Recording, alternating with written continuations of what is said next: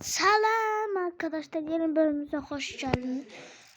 Bugün maşınlarımı sıracaya. En birinci de unuttum. Like atmayı, beğen atmayı unutmayın. Maşınlarımızı sıracaya.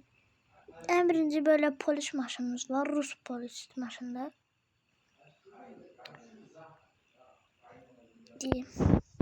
Çok değişik ayarlar var.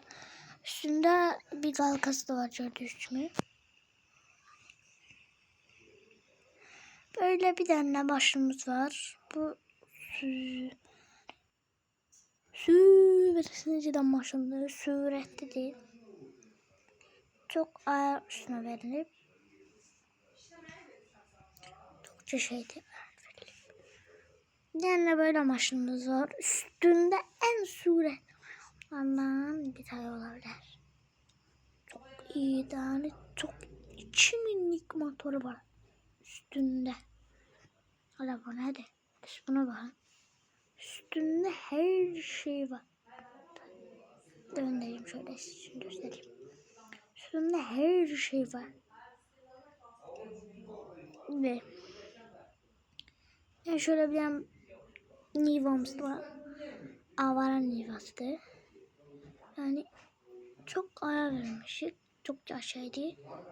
Bir yanda BMW'miz var, şöyle göstereyim. Bunu Pokrenci değil. Bu en pis maşınlar motoru. Ben motorda biraz yakıştı. Şu motoruna bakın, her şey üstünde var. Bir tane motor var, 400 milli. Bir tane tofaşımız var. Liberado böyle. Bir tane böyle aletimiz var, sade. Böyle. Bir tane böyle maşinimiz var. Sade hiç yığmamışam, qalıb. Ben bunu düşünüp yığıp takas etmək istəyirəm. Çok pis maşındı. Ay, tüpürüm size. Ben atım size yok dedim ha. Maşına dedim, böyle maşın.